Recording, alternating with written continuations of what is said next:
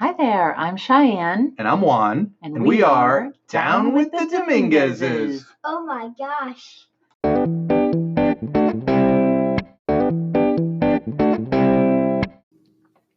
Hello, everyone. I'm Cheyenne Dominguez, and I'm here with my other half, Juan Dominguez. Hi, darling. Hello, love. Hi. Hey, everyone. So we have just completed week 9 in quarantine, and we are about to get into week 10 of, I guess, quarantine, semi-quarantine. Things are starting to reopen. So we want to dedicate this episode of our podcast to all of the local small business owners out there who are doing their best to reopen in the safest ways possible. We wish you much success in your business, and especially during this difficult time, right, darling? Yeah, absolutely. We wish all of them a lot of luck and success as they start opening back up, as America starts opening back up. And let's be safe, but let's support people and business as best we can. Absolutely. All right. And we also want to thank our audience, because we've reached 700 in our listens of our podcast. Yay. So next hurdle is 1,000. Fingers crossed we get there soon. And so I can retire now? You cannot retire. This is not this is not going to pay for retirement. All right. Well, we're having fun anyway. Oh my goodness. So this has been quite an adjustment, having the whole family at home, you at home in particular sometimes. I'm adjusted.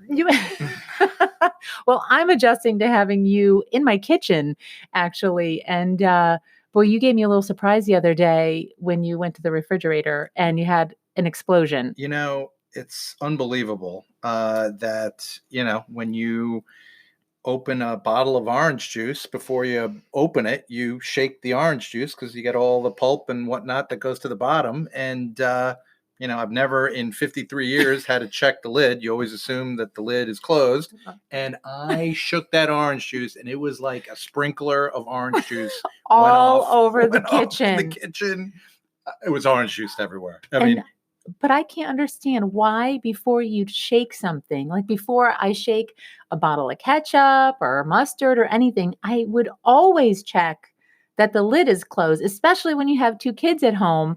How could you just open up the fridge, take out a bottle of liquid and start shaking it without checking the lid? It's funny right now, 65% of our audience, the women, are nodding their heds in agreement. Right. And of course you check. And right? then 35% of men are shrugging their shoulders going, what did he do wrong? They know that I would love to hear what that breakdown is, listeners. Do you open the refrigerator, take out something liquid and start shaking it before you check if it's properly closed?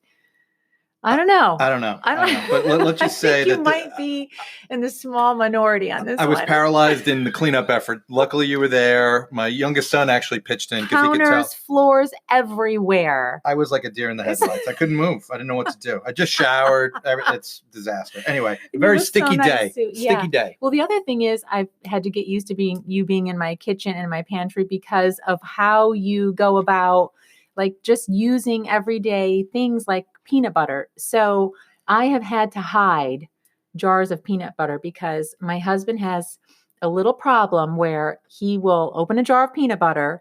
Once that jar of peanut butter gets past like the halfway empty mark, like the 98%, he refuses to continue to use it because he doesn't want to get his hands sticky. So he'll open another jar. And so the other day I go in the pantry, and mind you, we have discussed this before. I go in the pantry and he has like a sneaky mouse. There are 2 other jars of peanut butter open. There must have been a mistake. It was a mistake. The other one was a mistake. So can we ask on air, why do you keep opening jars of peanut butter before one is finished? My wife is very frugal. She'll take that thing down to like the last. I open it up and I'm like, why is it still here? And so then that's when I start. That's when I start the journey out to the empty. It's still half full. I mean, you could be viewing it as glass half full. I suppose. I start the journey of the next bottle. Well, she got so upset. But you don't throw away the first one. No, because I know that you're going to still scrape stuff out of it. Because you know that I'm willing to still get what's left out of it. Yes, you are willing. And so you're not willing. So here's what she did. I went to do my usual move the other day, the peanut butter The first open jar is in its regular spot, and Yep. I've gone, and all the extra jars I've hidden. She's hidden the jars of peanut I've butter. hidden them Can you believe all, this? and he was like a deer caught in the headlights. He's like, "Where's the peanut butter?" And I'm like, "Right, the jar. There's an open jar right there, and you didn't want to use that open jar." Well, it's Saturday afternoon, and the rest of this weekend, I will find those jars of unopened peanut butter. But anyway, whether it's peanut butter or orange juice, the orange juice took care of my vitamin C fix. Your vitamin C fix. You've been kind of focused on getting all of your vitamins and minerals into your system now. So my husband purchased a special item for this. A pill box arrived in the mail. And I was like, why do we have like an old person's pill box? Well, I'm officially entering the last third of my life, and it's positive, but I thought I was getting older when I had my AARP membership at 50. That was a little bit of a low moment. And then the other day, I'm like tracking all my pills. I'm like, God, I wonder how many I have. I go, I probably should order a pill dispenser. So we're looking at the array of pills here now, and you can see why I did it. There's a lot of pills here on the countertop, and I did not realize how many pills you were taking. Neither now did I feel like I need to be like more cognizant of everything you're taking. Well, let me run I don't take anything. Let me run you through the 8 and the stick real quick. So allergy, not an everyday thing. We're on the tail end of allergy season. The next 3 I take because if I don't take them, my mom will come after me. That's right. Your mother does like to make sure you take. Why don't you share what your mom, Mrs. Dominguez, recommends you take? So real quick, Barrage oil for my skin, Move Free Ultra for my aches and pains, and turmeric for my memory, which is ironic because I still forget. I forget everything. I can't remember what I had for breakfast, but I take it because if not, I have the American Cuban mom coming after me hard. She's on you. I think when she comes to visit, I think she checks to see if these pill bottles if they've been properly used. Yep. So, moving right along, I take my Hammer Nutrition products. I have, I think you pronounce it Ketoline, which is a phenomenal carb and fat blocker. Jury's still out on that one. I take my calcium pill, my men's 1 a day plus iron, and then 2 new. Well, what's the D3 thing? What's that? Well, that's calcium. Oh, okay. So, and then I've got 2 new additions to the rotation. Yes, 2 new additions. Listen, very interesting. When you get older and you're a little bit of an amateur athlete like me, I like to run, right? And that comes with its challenges as you get older, aches and pains and things of that nature, recovery. So I've been doing a lot of reading on CBD, which is the sister of THC, but the legal sister of the THC brother. And so I take a pill at night to aid with my sleeping. I started last night. I feel great. I already feel the recuperative. One night. No, it works. He took it one night, and this morning he's like, I feel better than I have. Great. I think there might have been a little bit of first-time use or placebo effect, as they say. Like you've worked this up in your mind that it was going to be really, I couldn't wait for the order to come in. Hammer Nutrition, you nailed it. And then I've got this balm that I use. A bomb. It's not a bomb. It's not an explosive. It's a balm, like a BALM. I'm from Jersey. It's a bomb. It's not a bomb. It's a balm. A balm. So I use it's not a bomb. I use a balm. It's a balm. It's a roll-on stick, and you just rub this on anything that hurts. So after I showered after my 6-mile run, you basically bathed in it. I basically bathed. I got to order like 10 more of these, but that's rub them all over your body. Yeah. Oh, and then you don't have any more running aches and pains. And in enhanced recovery. So really, So I look at all of these pills and the balm or the balm on the table, and I did not realize you're taking all this stuff, and it makes me wonder if we should check if your life insurance policy is up to date. Well, you have a policy too, my dear. Thanks to our great insurance company, USAA, which I've had since my Army days. Actually, since I was a cadet at West Point. But anyway, yes. So the insurance is thankfully all paid up and up to date. Up to date. Good job. Yeah, so my wife is never more excited, and her eyes open up.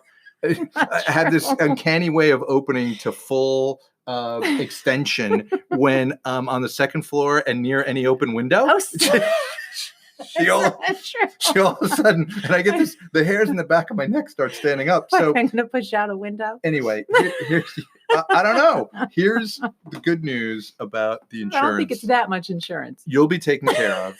Our basic needs will be taken care of. Your basic needs will be taken care of. You'll have a roof over your head and the kids will go to school. Yeah, that's all we need. But critical importance, gentlemen, or when anyone is purchasing life insurance, do not over purchase life insurance so that the next boyfriend or spouse doesn't have to work. So my future boyfriend will have to work, for the record. Your boyfriend, he's not going to be taken care of. Or spouse will not be taken care of, and they'll have to work. So that's the trick. That's the. All right. Well, hopefully we don't ever have to worry about that, because you're good at staying fit. I'm trying to stay fit. We're trying to keep our steps high, eat well, all these things, right? Yeah. And I added during quarantine with my dear friends from high school, a kind of a push-up. Your push-up challenge. Regimen. Right? Every hour on the hour from 8 a.m. to 5 p.m. we'll knock out 20 push-ups. So 20 push-ups on the hour, basically during the workday. Monday through Friday, right? Okay. I like it. And, it's really done wonders for my man boobs. It's, I got to tell you. What did you say? It looked like I went from a B, from a B cup to an A cup. B cup to an A cup. I could see a little sculpting happening there. It is. I'm telling you. I might be able. Great, honey. I was just teasing. I might be able to go shirtless if the pool's reopened. That's summer. That's the goal. I usually wear my wet shirt, but. Oh my gosh. Well, I'm trying to stay fit too. I even started a wellness and lifestyle show on Facebook. It's just a Facebook Live show, but it's basically just a conversation with other women about how to, stay healthy, take care of yourself, pay attention to your own self-care and prioritize yourself and your own wellness during this time. So I hope, ladies, if you're listening, that you'll tune into my wellness and lifestyle show with Cheyenne. And every week I have different special guests. Yeah. And I think it was very well received. They get like 200 or so. Our first show, I think we got almost 1,000 views. Whoa. As of this afternoon. I hadn't even updated you. We're at like 800 something. So let me get this straight. Another side project. We've got 700 podcast listens in like 8 weeks, and in 2 days you've got 1,000 people. Again, that's what Facebook does. Branching out. You're branching out. Branching out. Never know when this will be the last episode when you kick me to the curb. You but never good know. job. And I've been taking care of myself. I did my own nails Good today. For you. They were looking really ratty and bad, so I did my nails, trying to get ready. We're having a little quarantine date night tonight, so I'm got my toenails done and my fingernails painted, and I'm ready for this quarantine date night you've got planned for me. I think you also did a little prepping last night too, if I'm not mistaken. You did a little, I don't know what was going on, but there was some other prep. No? I have no idea what you're talking No? about. Okay. Last night prep? I don't know. Just Shower? beautification. There was beautification Take stuff a going on. shower? I don't know. Well, I might have shaved my legs. There you go. So, shaved legs, and my nails done. are done.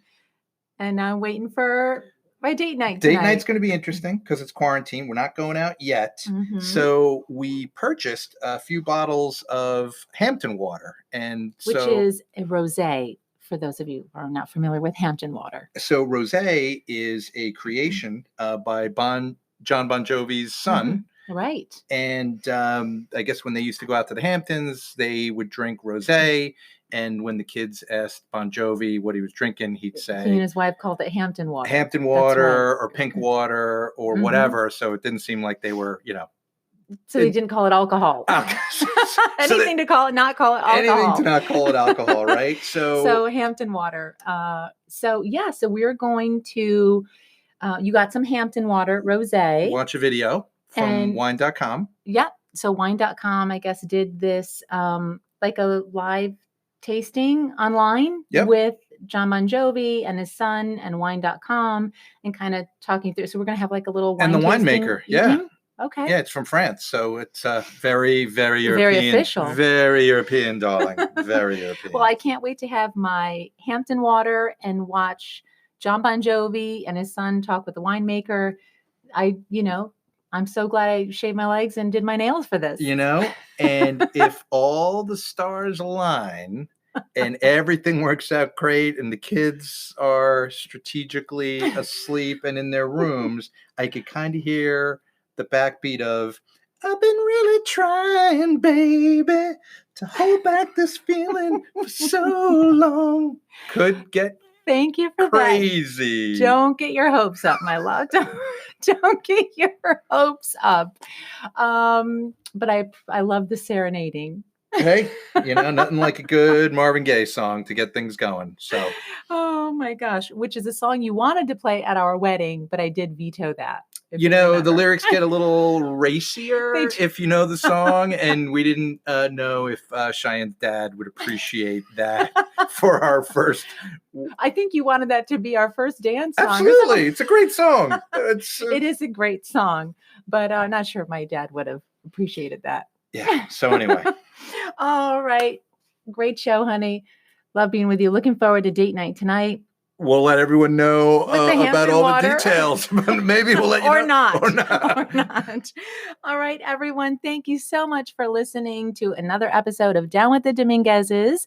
We hope that you'll take a moment to subscribe and to review the podcast and to share it. So if you do 1, 2, or all 3 of those things, it would help us a lot. And we just love doing this show with you and having a lot of fun with you. So subscribe, review, and share. Any last thoughts, my love? Until next week. Thanks, everybody. Bye.